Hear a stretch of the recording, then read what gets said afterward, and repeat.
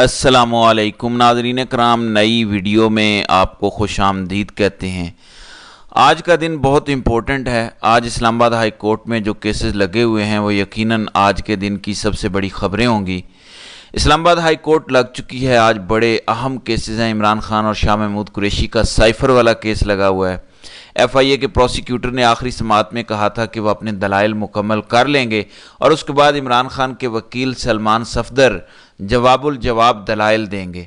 इसका आज भी फैसला आ सकता है, कोई ना कोई कंक्लूड अगर हो जाता है, अगर नहीं भी होता तो ये फाइनल फेज़ में आ चुका है।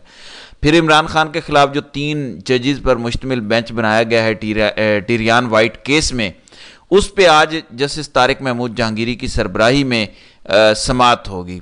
उसमें जस्टिस अरबाब मोहम्मद ताहिर और जस्टिस सुमन रिफत इम्तियाज़ भी साथ होंगी। अब ये खबर भी इम्पोर्टेंट है कि ये बेंच क्या रुख इख्तियार करता है, ये बेंच किस तरफ जाता है। फिर बलोच लापता स्टूडेंट्स का केस है जो जस्टिस मोहसिन अख्तर कियानी टेकअप कर रहे हैं। आपको याद होगा इस केस के अंदर उस वक़्त के निगरान वज़ीर आज़म अनवारुल हक काकड़ की भी तलबी हुई थी, तो क्या आज भी अब भी कोई ऐसी तलबी हो सकती है, ये भी इम्पोर्टेंट है। फिर शायद अहमद फरहाद का केस है जिसमें आज सेक्रेटरी दाखिला और सेक्रेटरी दिफा को अदालत ने तलब कर रखा है। कल उन्होंने बड़े सख्त किस्म के रिमार्क्स दिए, वो आपके सामने हैं।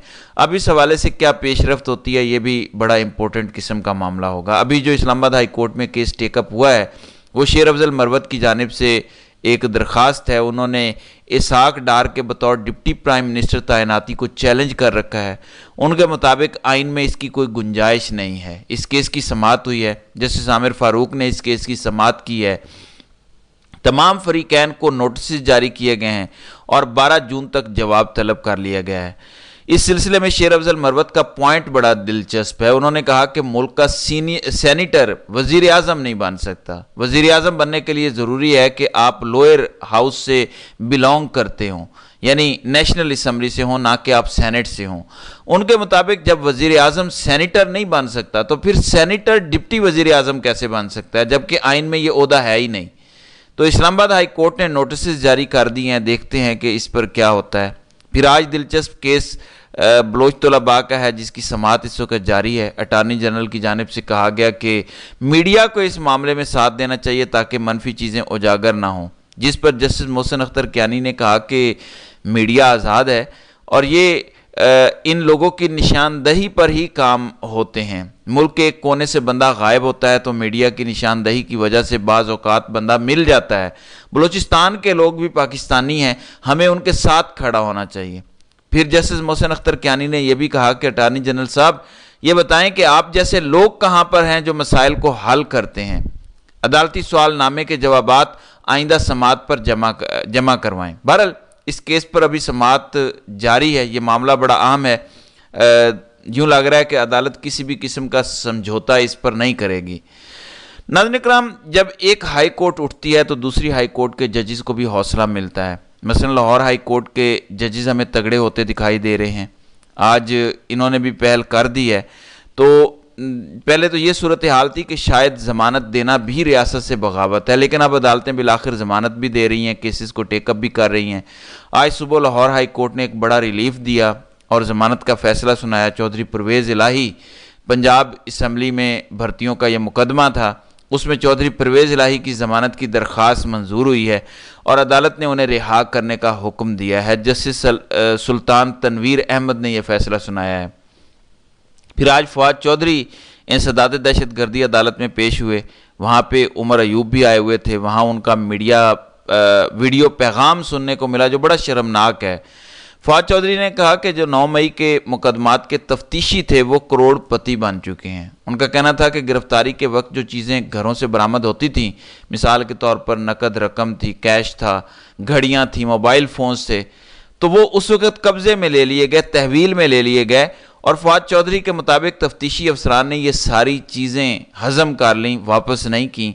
और मुल्ज़िमान बेचारों की जब थानों या जेलों से जान छूटी तो उन्होंने इसी पर इक्तफ़ा समझा कि खामोशी इख्तियार की जाए। मैं ज़ाती तौर पर उन केसेस से आगाह हूँ जहाँ कोई शक नहीं लंबी दिहाड़ियाँ लगाई गई हैं, लंबे हाथ मारे गए हैं, लोगों की तज़लील की गई है, तज़हीक की गई है, माज इसलिए कि कंपनी सरकार की उन्हें शय हासिल थी।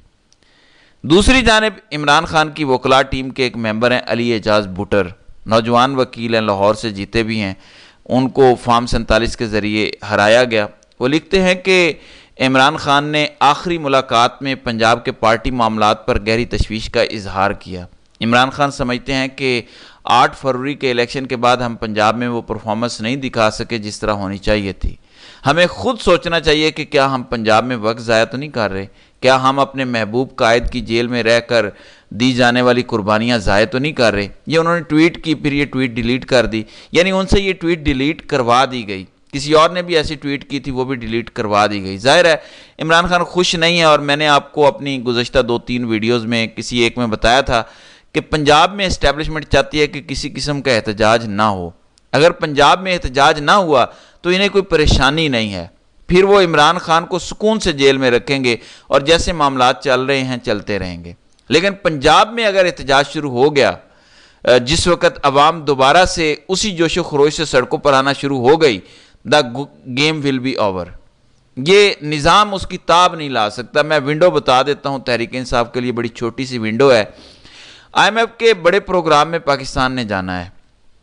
ये ऐसा प्रोग्राम है जो पाकिस्तान के लिए मेक और ब्रेक प्रोग्राम है। अगर इस हुकूमत ने ये प्रोग्राम किया तो ये पाकिस्तान को तबाह कर देंगे, सब कुछ बेच देंगे, सब कुछ गिरवी रख देंगे, और उसके बाद हमारा कोई मुस्तकबिल नहीं है। हम हमेशा हमेशा के लिए IMF और उसके मालिकों की गुलामी करेंगे। इसलिए इंतहाई ज़रूरी है कि अवाम की नुमाइंदा हुकूमत अगला IMF का प्रोग्राम निगोशिएट करे। इसके लिए विंडो बड़ी छोटी है, 2 से 3 महीने की विंडो है तहरीक इंसाफ के पास। इस्टेब्लिशमेंट इस दौरान चाहती है कि कोई एहतजाज ना हो ताकि IMF की ये डील हमें मिल जाए और बग़ैर किसी रुकावट के मिल जाए। लेकिन अगर एहतजाज होते हैं पूरे मुल्क में तो IMF इतनी आसानी से ये डील नहीं देगा, और शायद वहाँ से भी डिमांड आए कि स्टेबिलिटी लाओ। जब ये डिमांड आएगी कि स्टेबिलिटी लाओ तो फिर फार्म 47 की हुकूमत ख़त्म करनी पड़ेगी, असल मैंडेट वापस करना पड़ेगा। ये मैं आज आपको बता रहा हूं, ये मेरी प्रेडिक्शन है। ये 2 से 3 महीने की विंडो है। इनको ये लॉन्ग टर्म प्रोग्राम मिल गया, ये तहरीक इंसाफ को कुचलने का एक नया मंसूबा तराशेंगे और एक नए जुल्म और जबर के दौर का आगाज होगा। मार्क माई वर्ड्स, ये आपके पास सिर्फ 2-3 महीने हैं। जो लोग भी इस्टेब्लिशमेंट से राब्ते में हैं तहरीक इंसाफ की लीडरशिप में से, आप लोग कान खोल के सुन लें, वो टाइम गेन कर रहे हैं।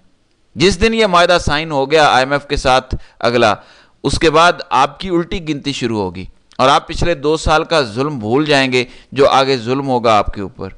सिवाय जिदोजहद के, सिवाय मुजाहमत के कोई ऑप्शन नहीं है आपके पास।